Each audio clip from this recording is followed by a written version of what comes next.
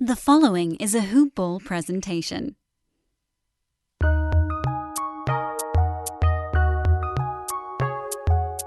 Welcome to the Fantasy NBA Today podcast.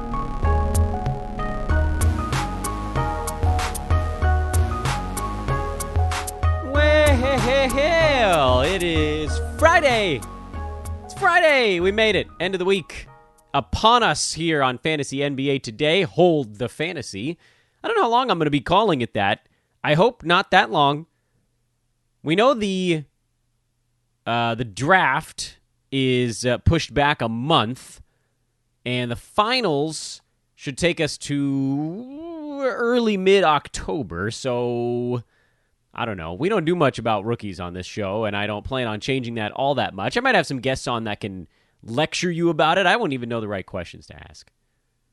I'll have to look up some player names. I'm not going to do the deep digging on that one, guys. That's going to come from guests, so in any event, they might have some fantasy thoughts related to it, so maybe hold the fantasy through, week or two after the playoffs end?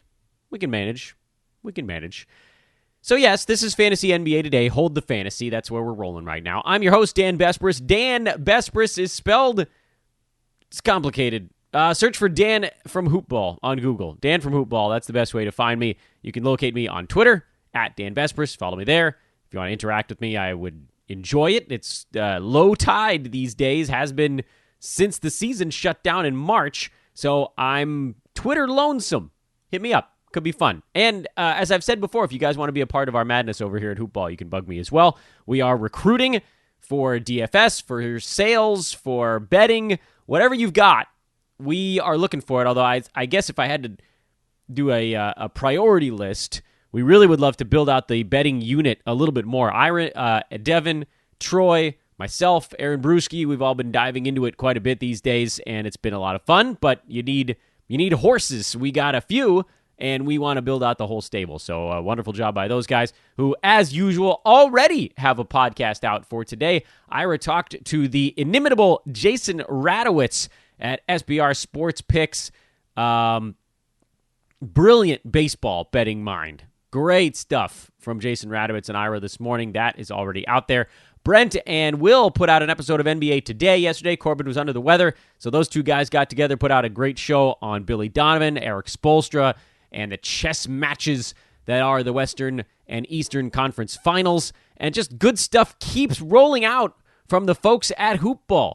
I'm guessing we'll probably have a Lakers podcast today as well if I had to put some money on it, which, as a betting man, probably shouldn't do that. It's in-house. But again, just always good stuff going on over at Hoopball Tweets. That's the one we're going to push right now because not everything is fantasy right now. So at Hoopball Tweets, you can get that umbrella, and then you can figure out where everything else is coming from there. The betting show is at Hoopball Gaming, and then every other team is basically just Hoopball and then the team name. September the 25th, I can't believe it. We're going to be in October next week. This year has just been this strange, sleep-deprived, brain-addling blur of attempting to mostly stay safe while also making headway on whatever projects we've got going on, and we're almost in October. It's crazy. The baseball playoffs start next week. Baseball and basketball playoffs going on at the same time. Our pets' heads are falling off. Man, it's weird. There may be news coming out of Philadelphia at some point today. We'll see if that breaks while we're on the podcast. But for now, let's just dive right into our normal fare, and that is breaking down what's coming up tonight before we do a recap of the game yesterday. We'll also try to give you a little bit of a heads up across the weekend, and for that reason, maybe we flip things around on today's show, since we're going to have one game in each series that we'll preview on today's show, so maybe it's better if we talk about the games in the past going into the games in the future. Honestly, at this point, it doesn't really matter. So here's what we're going to do. We're going to do this the usual way. We'll start with Miami-Boston. We'll work our way through to the Western Conference stuff, but that will just require a little bit more recapping since we haven't talked about the game that happened yesterday yet. Oh, and also, and we'll get to this in a couple of minutes, MyBookie, our guys over at MyBookie, they have a brand new odds boost going on. Remember when a couple weeks ago I told you guys about that crazy Chiefs plus 54. Basically, it was free money. I put $50 on it. It paid 45 roughly, so 11 to win 10. That's how sports betting works. And they've got a bunch of stuff like that going on tomorrow, Saturday. And I'll tell you how to open up an account, how to use our promo code, and then how to cash in on all these ridiculous. I mean, I'm gonna set an alarm myself to get in on as many of these nearly free money tickets as humanly possible. But I'll tell you guys about that in just a minute. First, I want to talk Boston, Miami. Tonight, Boston, that ball game is expected to start at some weirdo. Oh no, it's at 5:30 here Pacific time. I was reading the wrong number. Boston favored by 3 with a total of 213.5, and continuing to rise on the total side. Remember, that was our heavy lean in the last ball game, was Miami catching the points because they've simply been the better team throughout the series. And after the long layoff, I had confidence that the Heat would have some good adjustments in their quiver. Adjustment arrows. I guess we should go all the way with the metaphor. And then, in looking at that total of 212 in the previous ball game, despite the fact that it was actually up 3 points from the game on Saturday, which had a total of 209, that one went over by 14. But as we've talked about on this show before, that game from last Saturday, the 19th of September, it ended at 223, but the pace of the game actually said 229. It was an extraordinarily fast-paced playoff game. The Heat just didn't make any shots. They shot 39% in that one. The ball game 2 days ago, on Wednesday, finished at 221 with an expected total of 223. So that one was actually a tiny bit under the mark as well. If you want the reasons why, Miami continued to not shoot the ball all that great, but they were fortunate in that they only committed 8 turnovers. So their expected total and their actual total were almost in lockstep. In fact, I think they were expected to score 112.5, and so they were under by a half point. Meanwhile, over on the Boston side, they had 19 turnovers, and so they were actually expected to score about 111. So they were actually under by 2 points, roughly. So that game on Wednesday finished at 221, and it actually could have been more like 222 or 223 based on the pace of the game alone. We still haven't really seen these teams play up to where their numbers indicate they should be. So when I see the number for tonight at 213.5, I still have a slight lean to the over. However, and this is where we have to make sure that we keep everything in line, paces do change. It's not necessarily going to stay the same from game to game. And in fact, if you go way back in this series, they did have a game where the pace was a lot lower. That was the Miami 106, Boston 101 game, where the Celtics should have done better. They should have been at like 105-ish, 104, 105, so that one went under by a couple of points. But the pace in that one was more like 210. So they have played a game where the pace should have been under the 213.5 that we've seen so far in this one. That said, the only game in the series that's gone under was that ball game. Miami leads the series 3-1. 3 out of the 4 games have gone over and haven't even really been all that close. The first game in the series would have been close had it not gone to overtime, but it went to overtime, and so it didn't end up being all that close. Otherwise, it would have gone over by about 3 points. So the pace in this series has actually been picking up as we've gone.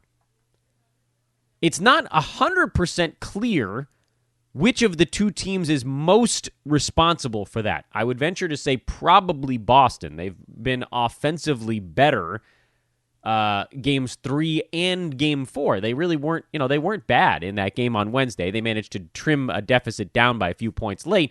They didn't come out with the right amount of energy in the first half, and it bit them because Miami just sort of kind of like Lone Star in Spaceballs. He just held the hand out, and as they were swinging away, Miami was holding them at bay. I don't like to dig into who played well and who played poorly on an individual standpoint when we do these pace breakdowns. If you're looking at the side yeah, you could look at the side and talk about an expectation that maybe Boston does get this game. I don't think the Celtics feel like they're out of this series, but to this point, I haven't really been able to find a reason to bet Boston, and I don't think I'm going to do that now. There have been plenty of reasons to bet Miami, but I think I'd rather leave the side alone in this game because, the big reason that I liked Miami as a side 2 days ago was because of the long layoff, because they had lost going into the long layoff, and Miami had all the time in the world to make adjustments to slow down the Celtics and just give them different things to think about. And they did that. Miami did what they needed to. They held Boston at bay. If Boston did figure things out, it wasn't clear that they ever did. The very high turnovers, I think, a pretty good indicator of that. Now it's on Boston again to make that adjustment, but we haven't really seen them make a great one yet. They made a good one.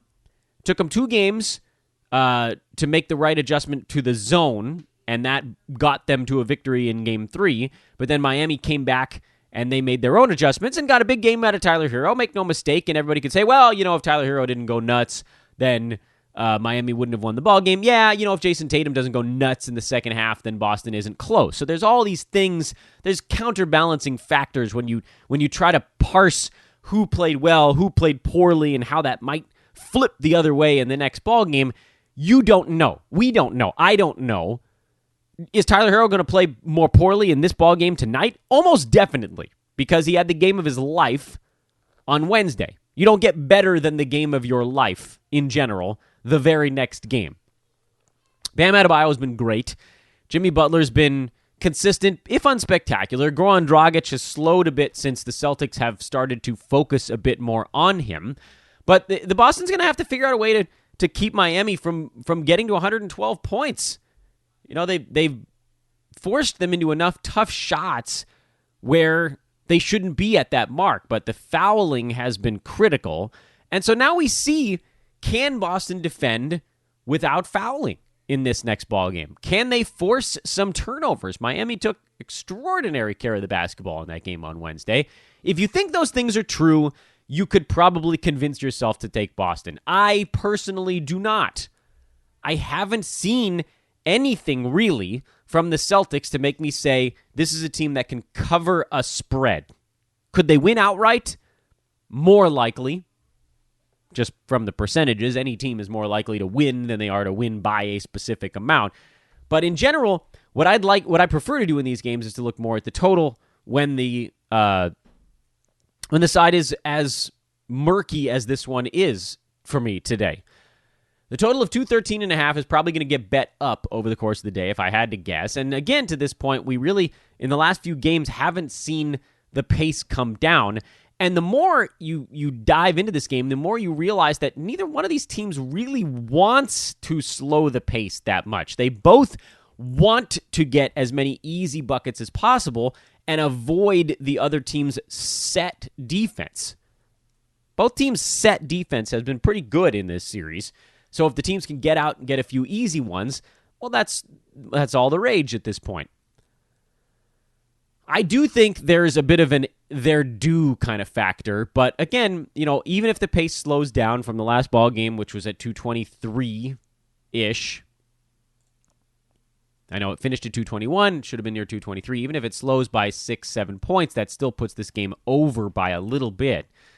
I don't think you have nearly as much wiggle room as we did in the previous ball games. I still lean to the over, but it's a smaller one. There were a few bets in that last ball game that I thought were a bit more interesting. Before we talk about Lakers-Nuggets, because I have a lot of thoughts on that series. As you guys know, I follow the Lakers very closely.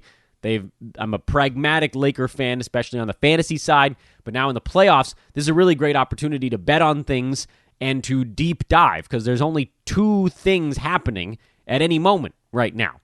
That's pretty easy to follow. But before we get into that, I want to tell you guys about the Odds Boost. And please don't tune me out. This is not your traditional MyBookie read on the podcast. This is something different. This is something special. MyBookie, every once in a while, and honest to God, we're going to do a read for MyBookie every single day, but you'd almost be better off waiting to open your account when one of these types of things is happening. So if you've already opened an account, you can still do it. So this actually applies to everybody. And I want to say that again in case you guys started to tune me out a little bit. This applies to everyone. Obviously, what MyBookie wants from us at Hoopball, is to bring in new accounts. So if you don't have an account, please listen right now. If you do, also please listen, because it will win you money. My job over here is to help you guys win money at a reputable online sports book, and MyBookie is that. This is what I'm telling you about. Listen closely. Right now, this is the moment. They're running something called Boosted Saturday, where every single hour from 7 a.m. Pacific till 6 p.m. Pacific, so basically they're going to run it for 12 hours because it'll be the 6 to 7 p.m. Pacific window. Every hour for 12 hours in a row, they are going to be rotating through what are odds-boosted wagers, meaning they have created wagers that are far more likely than 50-50 to go in your favor. They have created odds that favor the better. The bettor. You, the person putting the money on it. It is similar to Chiefs plus 54. If you guys remember that from a couple weeks ago, it was opening week in the NFL, and MyBookie offered you could put it as many as $50, as much as $50 on Chiefs and 54 points. They won that game outright, so it was never, ever in doubt. I looked it up, and I think only 6 games in the history of football have ended with a larger gap between the two teams than 54 points. So it was a guaranteed winner. It was not free play. I put 50 actual human American dollars on it, and when I logged in later that night, I had $95 in my account, which I could cash out if I wanted to. But I don't, because I want to continue to build it. And this is another great way to do it. In addition to the actual wagers we're handicapping, which again, if you can hit over 52.4% as a handicapper, you can slowly build your bankroll. If you want to build your bankroll quickly, this is the way to do it. Let me tell you what they are. And I'm spending a lot of time on this because in addition to being a promo, this is also just a way for me to tell you guys how you can get money without really doing anything. Free money is a weird concept in this universe. So for instance, the very first wager on Saturday morning at 7 a.m. Pacific time is Kansas State over a half a point for the ball game.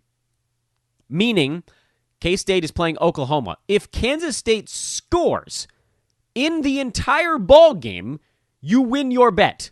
All they have, this is football, by the way, meaning they have 60 minutes to score any points. Of course, it's a max bet of $10 because it's a guaranteed winner. All you have to do is log on, and they will effectively give you $10 to log on. That's it. I'm going to be setting an alarm.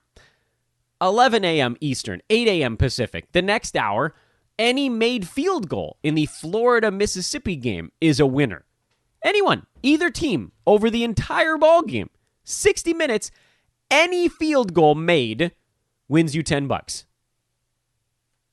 And it goes on like this. There's one of these every single hour. Some of them have slightly lower odds of happening, meaning like Kansas State scoring a point in their game has probably like a 99% chance of happening, right? So you bet $10, you win $10. The third one at 9 a.m. Pacific time is Mississippi State and LSU over 43.5 combined points, which is a more real sounding wager, right? It sounds a little bit more like something that might be like a regular bet. But here's your point of reference. The actual listed total on this game is 56.5.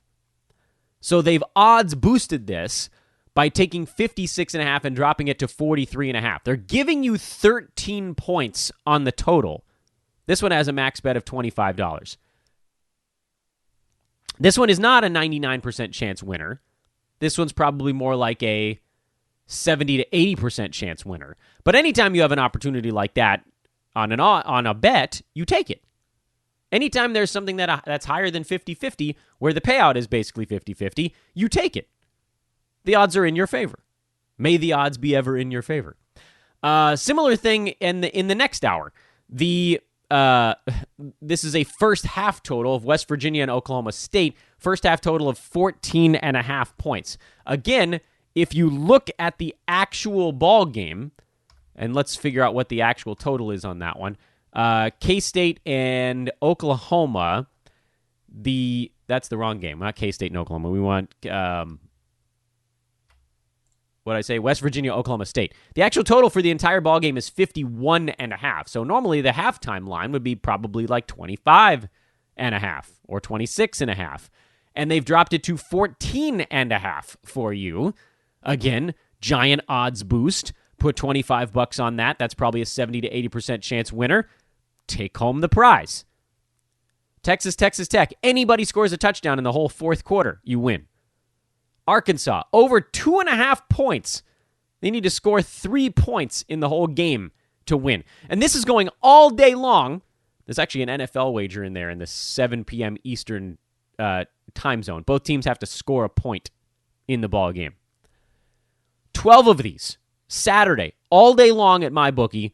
All you got to do is make sure you log on during each of those 12-hour increments. Do it on your phone, do it on your computer, whatever it is. Just make sure you get your bets down when you have the opportunity to do so, because these are 12 not guaranteed. A lot of them are actually guaranteed winners. Like 4 or 5 of these are just ones where you put $10 on it and then you'll end up with $20. You're just going to win. You have to do it. It's foolish. You're leaving money on the table by not doing it. Kansas State scoring a point is a guaranteed winner. Arkansas scoring 3 points is probably a guaranteed winner. Packers and Saints scoring at all in their game is a guaranteed winner.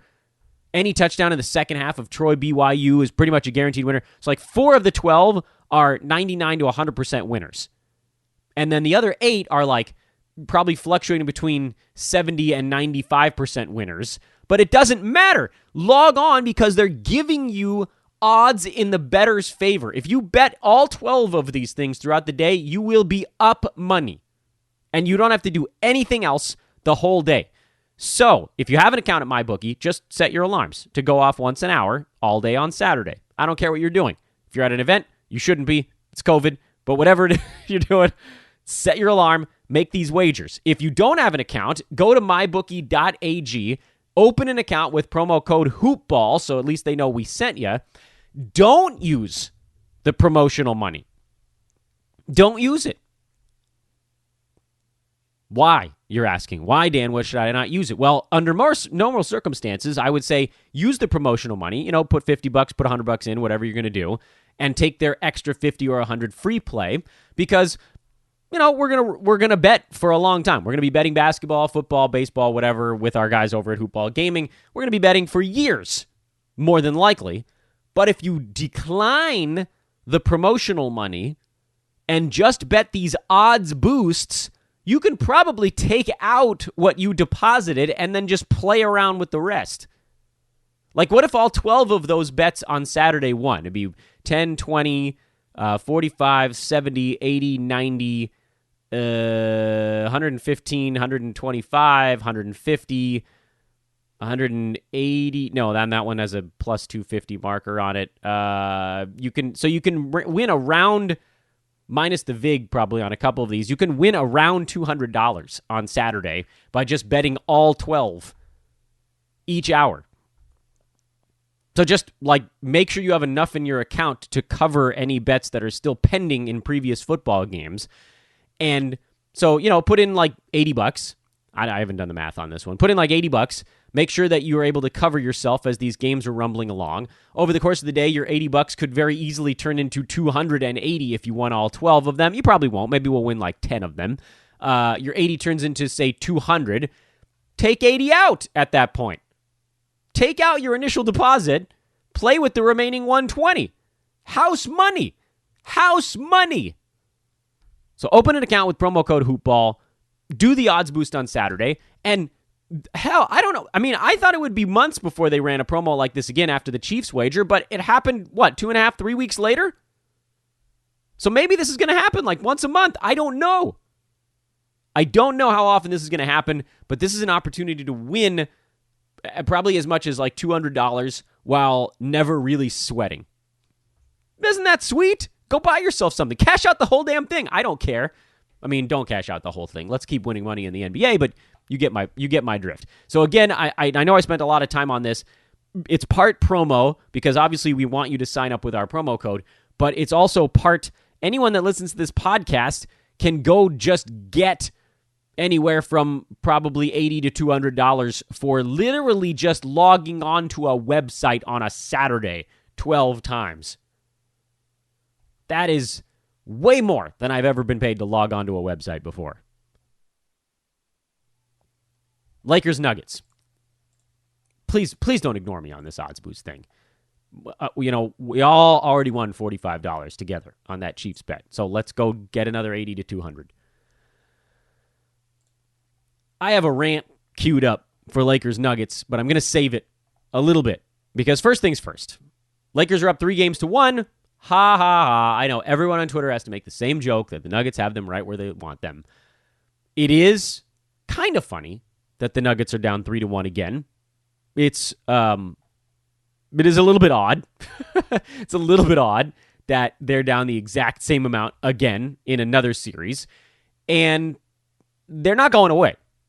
Nor should they go away. Because as many times in this game as the Lakers tried to open it up and lead by 15, 16, 17 points, the Nuggets never really let them get out of arm's length. In fact, there was a critical set of possessions middle of the fourth quarter where the Nuggets had it down to, I think, a 1 or 2 point game. Lakers forced a turnover. I think they hit back-to-back three-pointers or maybe a 2 and then a 3, and they were able to sort of push it back up a little bit. But the Nuggets are very much almost as good as the Lakers. They are like right behind them. Denver's a good basketball team. They didn't get to this point in the playoffs by accident. They beat Utah, which honestly should have been easier for them. That shouldn't have taken 7 games, but it took them 4 games to actually wake up at all. They beat the Clippers in 7. That was pretty good. Like everybody wants to dunk on Paul George right now, but the Clippers were a really good team this year that just folded under pressure. The Clippers had every chance in the world to win this series. They were up, remember, 16 and then 19 points in games 5 and 6. They had Denver as far onto the ropes as you can push a team before letting them off of the ropes twice. And then in Game 7, the Clippers just had nothing left in the tank. They were exhausted. Kawhi didn't look healthy. That looked like a team that was like, I can't believe we blew it. We had 2 chances to close this thing out, and we whiffed. And then at that point, Denver was like, they were imbued with the power of 1,000 suns, and they just clobbered. If this one gets to 7 games, you might see the same thing happen again. That said, there is something a little bit different about the Lakers than about the Clippers. And that is LeBron James. He didn't even have that great of a ball game by all accounts, but he is a leader in a way that I don't know that the Clippers have one, meaning a vocal leader. I love Kawhi Leonard, and he might, right now, be better than LeBron James. Offensively, not nearly as strong of a passer, or simply as strong of a human being, but he's got all the tools. He's a better shooter than Bron. Defensively, he's better. Like he might legitimately just be better than LeBron James right now. But for the team that he's on, he is not. Meaning, if you switched LeBron James and Kawhi Leonard right now, I think you'd probably have the Clippers in the finals against the Lakers, actually, because Kawhi probably would have annihilated James Harden, and by all accounts, the Lakers had an easier path to this point than the Clippers did.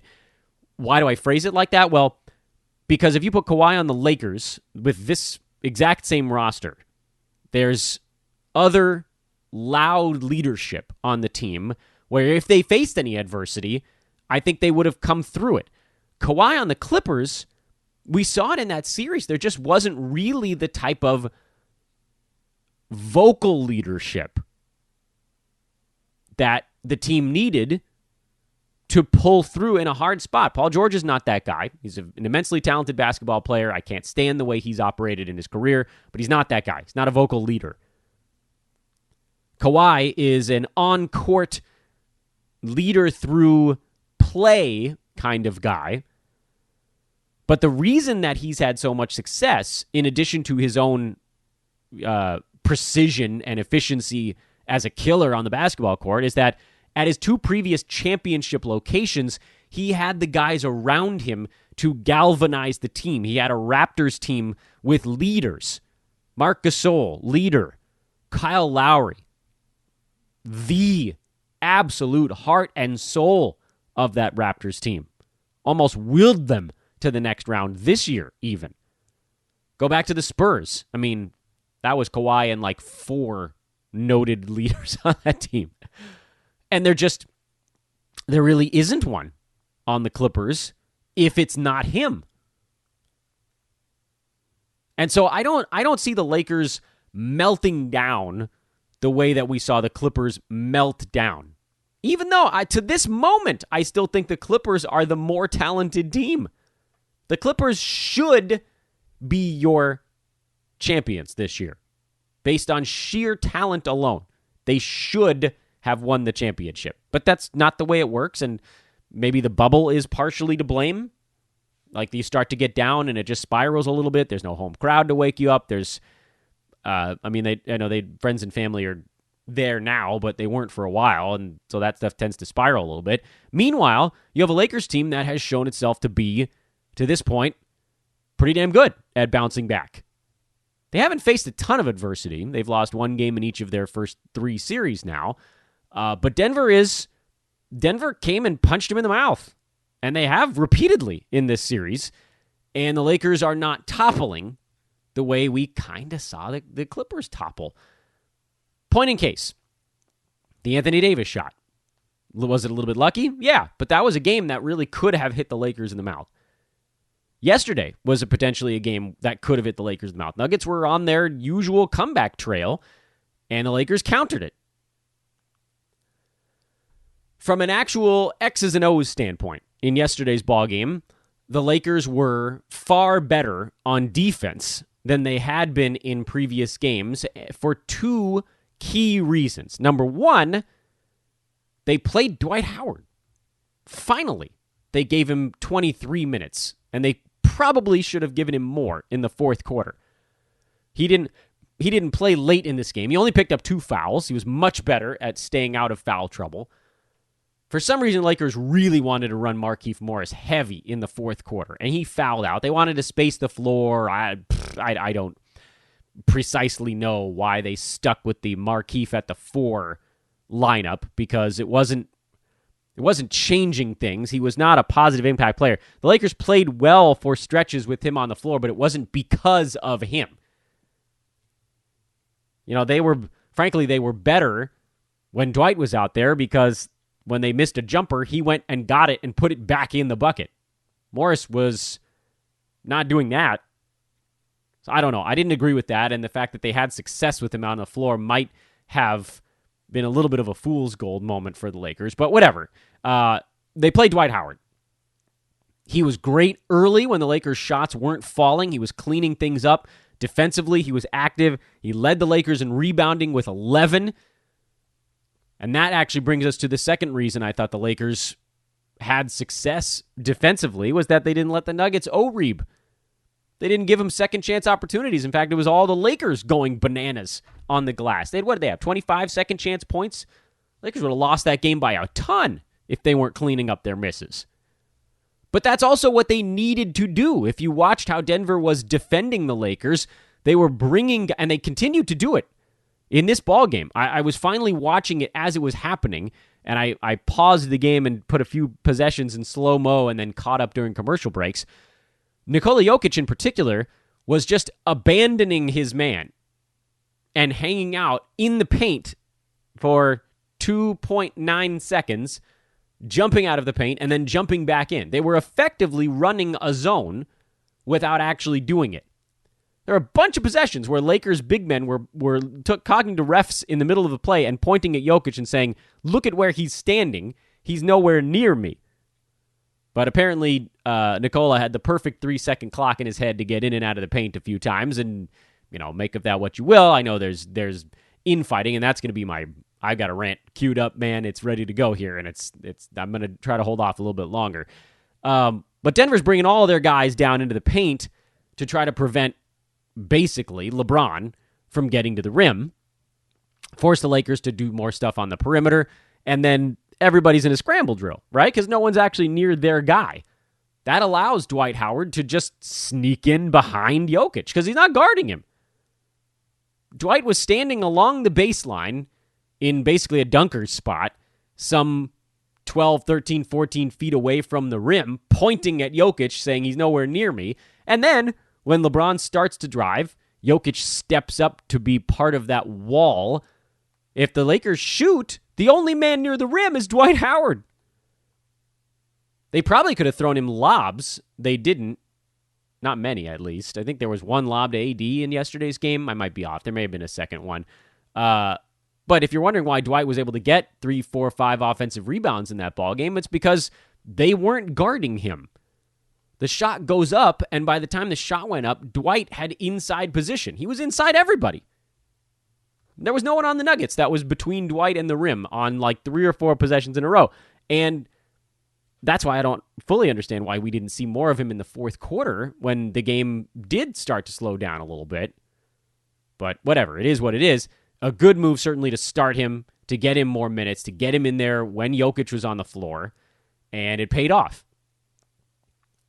Also, the Lakers didn't try so hard to stay on their man. When the play strung out in a way that scrambling around would have created far too many open opportunities, they just switched it. And it gave Denver an advantage, Jamal Murray against a big man or Jokic against a small man, but that also kept the other guys from being a big part of the ballgame.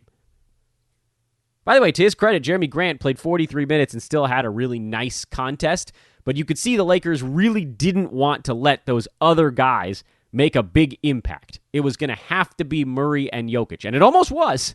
They almost pulled it off because Jamal Murray was insane in yesterday's ballgame. He made 3 or 4 of the most incredible shots I've ever seen in the same ballgame.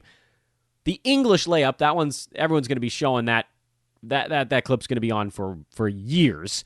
He also had that falling down, left-footed, left-handed shot. I mean, it was crazy, the shots he was making in yesterday's game. He went 12 for 20, 8 for 8 at the free throw line, 32 points, and there was literally nothing anyone could do. What the Lakers did do, by switching more often, was keep him from firing from 3. Jamal Murray did not have a three-pointer in yesterday's game. So all of his damage came in near the rim and in, frankly, somewhat difficult mid-range. I actually think the Lakers are kind of okay with that.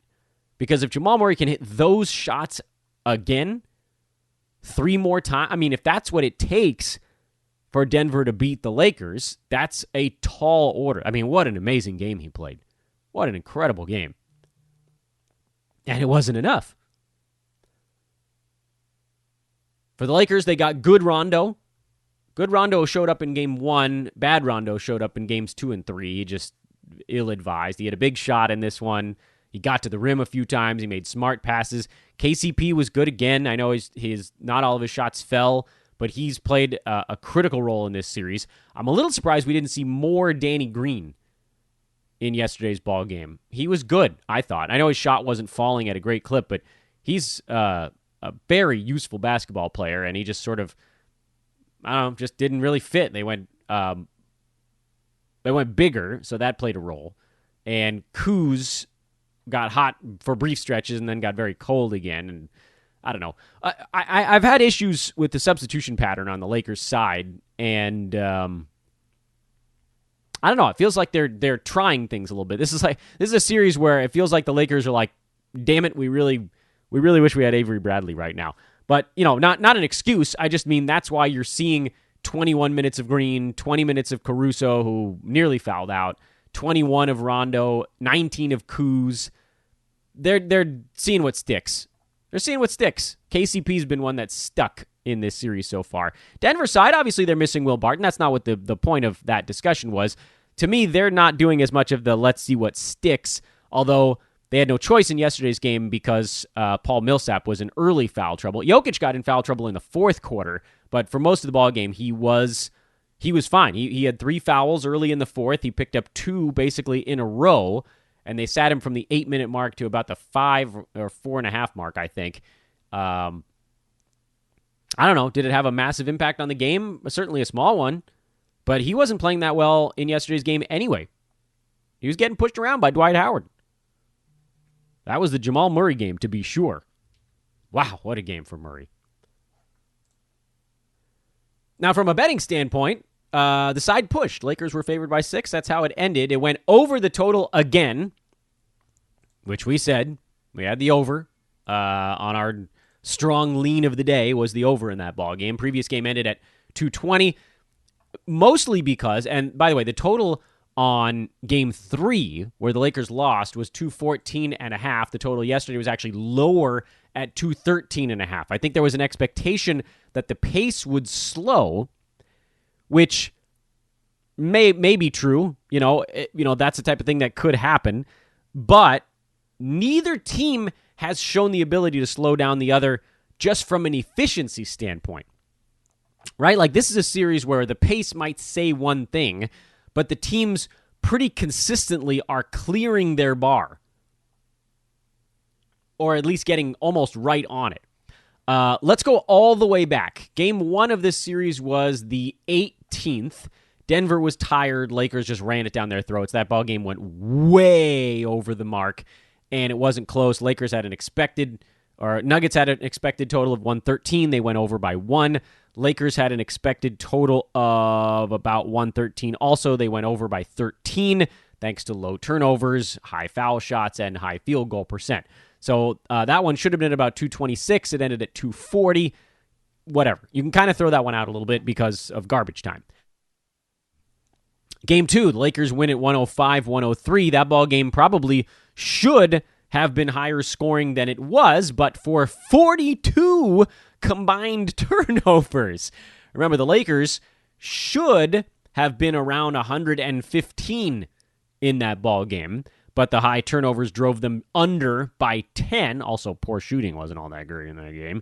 Denver, on the other side, should have been around 110, and they went under by about 7.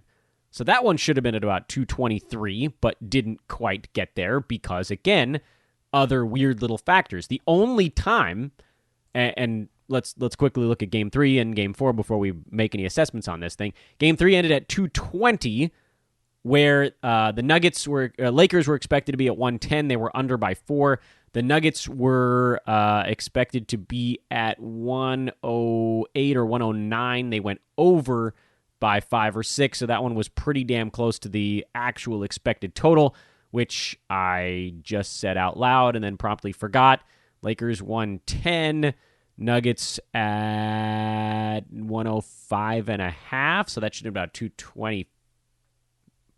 Did I get that right? 109? No, 105. So Nuggets went over by 9. Now I'm getting all my numbers mishmashed here. So Lakers were under by 4. Yeah, okay. So that one should have been at about 216. So it would have still barely gone over, but it went over by more than that because, Nuggets shot the ball very well. And then the following game, and this is probably why the total was adjusted down, because the previous one was expected to be about 216. It went over because of efficiency. So they were like, all right, well, the series is probably going to slow the games a tiny bit. This next one maybe should be more like 212, and then we'll let people bet it up and whatever they want to do. The reason that we've stuck with over leans in this series is because generally the teams have made their defensive adjustments. Lakers threw a gimmicky zone defense in there in Game 3. They used it very briefly in Game 4. Denver beat it quickly, and the Lakers got out of it just as fast as they went in. It was kind of like, okay, they figured this out. Let's do something else. Lakers are going to play the Nuggets pretty close to straight up. They're going to switch. They're going to try to limit the other guys. They're going to try to limit scrambling. I thought that was a really smart change they made for yesterday's ball game. They abandoned what they were trying to do in Game 3, which was to catch up and eliminate those mismatches, but it just left too many guys open cutting to the rim. This way, the other 3 guys not involved in the pick and roll can pretty much stick to their dudes. Worry about defensive rebounding, make sure they don't get wide open looks at a 3. You can sort of help down a little bit on drives if you have to, but you're generally pretty close to your man. Overall, that worked better. I know the Nuggets still shot 50.5%, but if you, Michael Porter Jr., almost all of his shots were contested. He knocked them down. Jamal Murray, a ton of his shots were contested. He knocked them down. The shot quality for Denver in this game was not nearly as good as the shot quality in Game 3. How about pace? Well, the Lakers only turned the ball over 9 times, so that was really helpful for their case.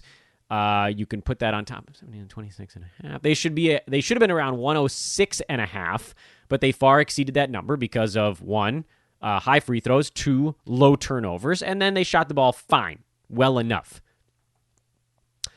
So the Lakers, again, overperformed their mark. They should have been at 106.5, so they overperformed by quite a bit. On the Nuggets side, their turnovers were actually relatively low also, but they shot the ball well. So they overperformed their mark in addition, and I don't think it's fluky. That is, the Nuggets actually should have ended up right around 100 based on their possessions in this ballgame. Lakers' offensive rebounding is what bought them all those extra possessions and all those extra points. This one finished at 222, even though the expected pace was more like 206, 207. So this was a game that without the teams overachieving, low turnovers, good foul shooting, good field goal percent. Neither team had a bad field goal percent. Nuggets had a good one. Lakers had a fair, relatively average field goal percent. And then the Lakers getting a ton of putbacks. That obviously had the number of possessions they had in this ballgame was something like 9 or 10 more than the Nuggets when all was said and done.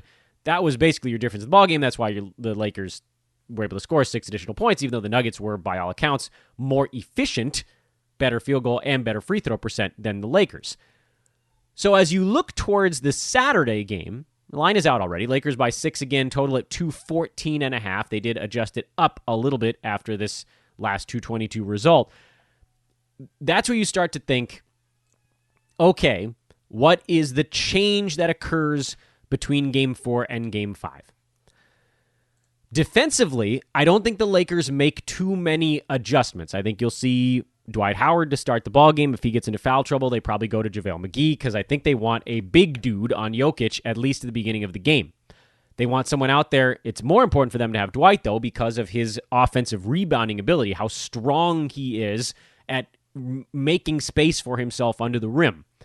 For the Nuggets, they might change things up a tiny bit on defense, if only to keep the Lakers off the offensive glass, because the way they were running things, by creating that wall, by basically abandoning their guy, is the Lakers were able to slide guys in and get offensive rebounds because it functioned almost like a zone. There was nobody there to immediately box them out. And if Denver does that, we see what the Lakers' adjustment might be. You know, the wall was pretty good for keeping the Lakers from shooting a super high field goal percent. And if they eliminate those second chance points, the Lakers' expected total goes down precipitously. Like, there's no way the Lakers score 114 if they're not cleaning the glass. The Denver doesn't score 108 if Jamal Murray's not making crazy difficult shots. I actually lean to the under on Saturday's game. I think that one's going to be more like 105, 100 if I had to guess. Someone's going to miss. Denver's going to get better rebounds. That's going to shorten, or that's going to lower the number of total possessions in the ball game. Lakers won't have those extra 8-9. You probably see more turnovers. That was just a very low turnover game. You know, deflected balls were ending up back in the hands of the team that had them on offense. It didn't create those runouts, but it also just meant, you know, no real turnovers, so teams were getting their shots. It wasn't going back and forth. You're going to get runouts every once in a while because the Lakers desperately want to do it, but Denver, you can see, is making a concerted effort to try to limit that. I think this next ball game finally goes under. I really do. Denver's going to be playing with a certain fire. It's going to be a knock them down, drag them out, beat them up kind of thing. And then, of course, it's going to come down to how the officials are calling the ball game as well. And that's the last thing I want to talk about on today's podcast. Please, if you're a fan, yell whatever you want on the internet. If you're a Nuggets fan, you can complain. Lakers shot more free throws than the Nuggets in yesterday's game. If you're a Laker fan, you could complain about the previous 2 games where the Nuggets had way more free throws than the Lakers. 33-19 in the AD game winner game. Almost doubled them up in that one. 29-27 in the next one. Free throw, by the way, at the end of all 4 games right now, dead heat. Teams have shot the exact same number. If you want to complain, complain. You're a fan. You can yell whatever you want at the TV, at the internet. But if you are a credentialed member of the media, shut up about that stuff. Stop it. Stop. If you're making a big deal, and this, I feel like Skip Bayless did this. If you're making a big deal about the Lakers talking to the league about foul shots, you haven't been paying attention for 25 years. Every team does this in the playoffs. Someone just leaked it about the Lakers because they're the Lakers, because it's LeBron, because it's a story. What are the Nuggets going to do? Complain that they're not getting enough free throws in this series? They have the exact same number as the Lakers now. They had outshot them prior to this game by 12. And that first game, Denver was completely exhausted, and the Lakers outshot them by 9 free throws. But the middle 2 games, Denver had way more free throws than the Lakers. They had 19 more. So if you're a member of the media and you don't, do you not remember Phil Jackson with the Bulls, with the Lakers? He held press conferences to talk about all the things he wanted done differently from the officials. In the middle of the playoffs, he just took $10,000, $15,000 fines because he wanted to lobby publicly. He wanted everyone to know what his issue was because he wanted everybody watching for that exact issue. So then Michael Malone says, we're going to go through the right league channels to get some more foul shots. Of course you are, Michael. Your staff has almost definitely been doing that every game, just like the Clippers staff did, and the Lakers staff did, and the Rockets staff did. You don't think the Rockets are submitting stuff to the league between every ball game? What do we know about the Rockets at this point in our existence? They will talk to the league about everything. So please, if you're a fan, yell whatever you want. This rant is for fellow members of the NBA coverage team. Stop it. Stop acting like anything weird is going on. This is the same stuff that happens every year. Your memory is obliterated by drug use or something. I don't know what's going on. I've had an infant this year, and I can still remember better, apparently. This happens every year. So please, fellow members of the media, please shut up about it. This is not directed at any one person, by the way. And I know how people who cover the NBA always want to make sure that things are about them. This is not about you. If you're listening and you're like, is this about me? No, probably not. This is about at large. The fact that it was a story that a team complained about officiating. Ugh. That's the dumbest story ever. It takes away from what was awesome basketball. Jamal Murray did some of the most incredible things that I have ever seen.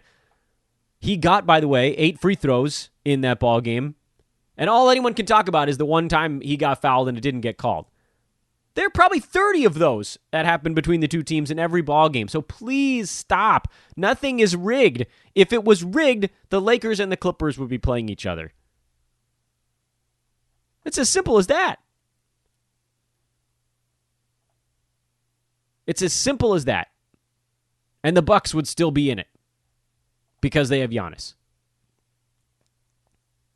It doesn't work that way. Lobbying happens. Get out of here. Denver's doing it right now, and they should be. This is like when teams refuse to use analytics. This is when teams refuse to use certain stats that are available to them. These staffs are huge. They use every tool at their disposal. After every freaking playoff game, every team is making a clip show of the things that they wanted. Rant over. Have a great weekend, everybody. We're back on Monday. We'll break some more stuff down. We'll see if these series are still going at that point. If not, well, hell, I guess we'll get ready for the finals. I'm Dan Vespers. This is Fantasy NBA Today. Go get your odds boost, man. I'm going to put it on Twitter 500 times today and first thing Saturday morning, and we'll do it all day. You can sign up all day Saturday. If you missed the first one, it doesn't matter. You can do the last 11. Come make some money with me. Come make $80. Come make $200. I don't know how it's going to go, but we're going to make money, and we're not going to even have to think about it. We'll keep betting on the NBA. That's money we're going to make where we're going to think about it, but this odds boost, God, I love it. I love free cash on trees. Fantasy NBA Today, hold the fantasy. Dan Vespers, at Dan Vespers on Twitter. Hit me up if you want to join our team. Again, I'm going to do that one again. And have a lovely weekend. So long.